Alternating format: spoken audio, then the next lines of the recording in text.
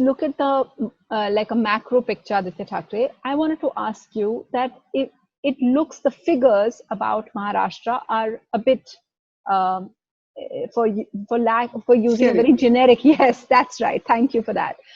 That's because out of the 5 worst hit districts, 3 of them are in Maharashtra: Mumbai, Thane, and Pune. um, what do you see as the possible solution or hope for that? Or are you accepting that yes, we are the worst hit, and this Sunitra, in this, I think the first and foremost principle that we have to use as a government and someone trying to work in COVID relief is not fear the numbers. Because in any disaster, especially when you have an epidemic or you have a pandemic which is of a global scale, where you've seen numbers in China, you've seen numbers in Brazil, in Italy, in France, in Spain, in the United States, especially in a city like New York. In all these cities, especially in these countries, the way population density is spaced out is very, very different from what Mumbai is. Again, one of the biggest difference is Mumbai's community toilets and the way our houses are planned, or the size of an average house and the amount of people living in that house. the chawl This is system. exactly, this is a vast difference from any other city that you could compare Mumbai to. And then if you compare that, we've done far better than most of the cities. But I wouldn't, there's nobody to blame, because when there's a virus you're fighting against, an invisible enemy, you've got to respect the virus while fighting it. Again, when I say don't fear the numbers, a higher number isn't necessarily a higher infection than a neighboring city or a neighboring state. It only means that the government and your local officers have been more successful in identifying those numbers and isolating those numbers. The more numbers you identify, the more numbers you isolate, you will have a peak probably sooner than later. But then that is a short way of curbing the infection, because you're containing the spreaders, you're containing the carriers. So a higher number doesn't necessarily mean a comparatively high infection rate. It also means that you've been successful in identifying the carriers. I think that is very crucial. And we've told all our officers on ground, be it the medical officers, be it our municipal officers, be it the police officers, and the people, don't fear the number, chase the case. We've adopted the strategy of chase the case, go in there and identify those numbers. That's why we have also probably one of the highest testing rate per million in the country.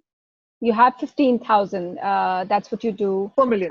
Right. Yeah. So when you speak of hospital beds, we've all seen those scary pictures of KEM hospital with people who had died, their bodies still being left there with patients over there. Can you explain those pictures? No, I have, in fact, we've said this before, and the municipal corporation has also said that there are a couple of, things that are put into procedure once a person unfortunately dies out of COVID. You have to seal the body. You have to wait for someone to claim it. There are certain medical legal procedures that are put into place. But apart from that, I think there has been a clearance after that. You have a lot more space being created for the mortuary also.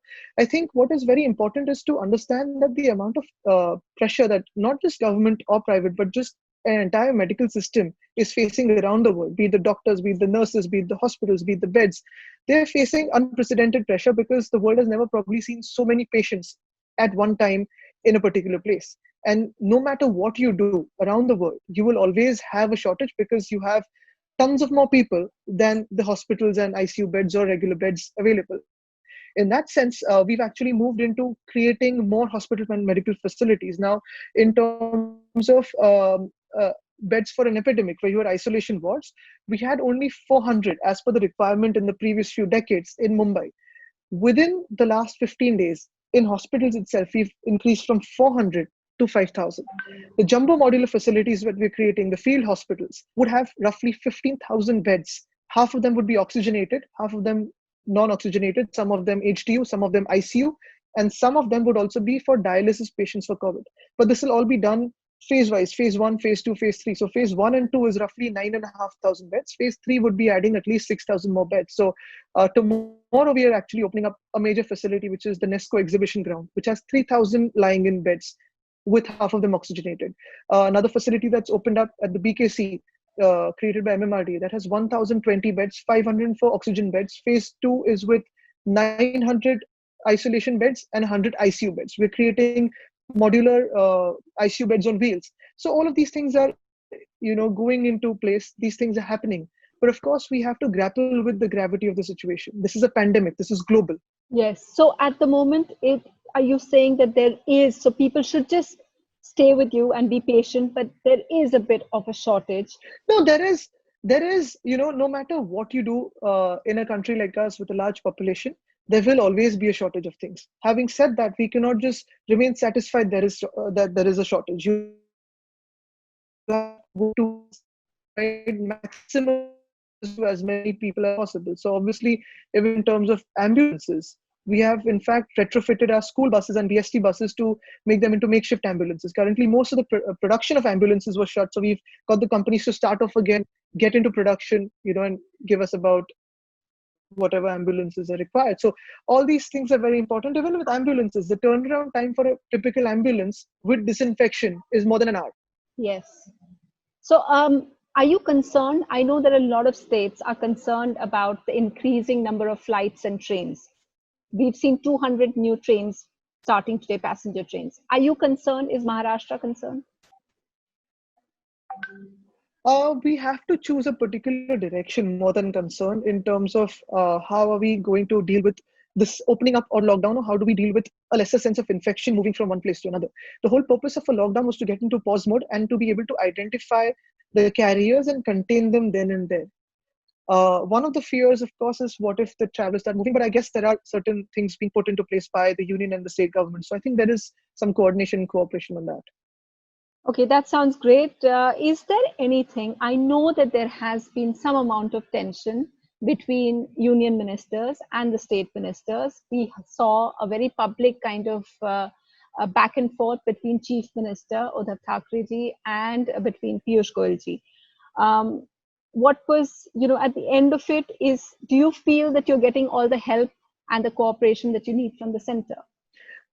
I think we have to put it in this way that, of course, when two different parties and two different coalitions are ruling in two different states or union center, those, different little tussles here and there will always happen. But most importantly, there has been a great cooperation within the parties in the state and with the prime minister, with the home minister and the chief minister. I think these three major entities have been in great cooperation and coordination, and that by far has kept politics aside during the time of pandemic. I think we have to look at the federal cooperative, the federal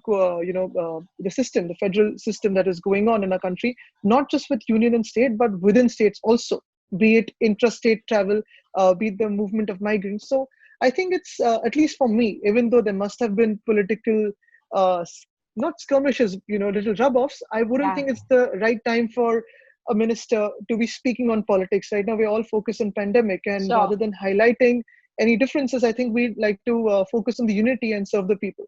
Well, I think it's very interesting that you especially mentioned Prime Minister Modi as well as being someone who was, in a positive light in all of this. Well, Aaditya Thackeray, thank you so much. No, I mean, it's you have to admit that the states and the center and interstates also, there has been a great sense of coordination and support for each other. I think all the chief ministers and the union government, there has been a good sense of cooperation, and I think we have to keep politics aside and serve the people, and that is what we are elected for.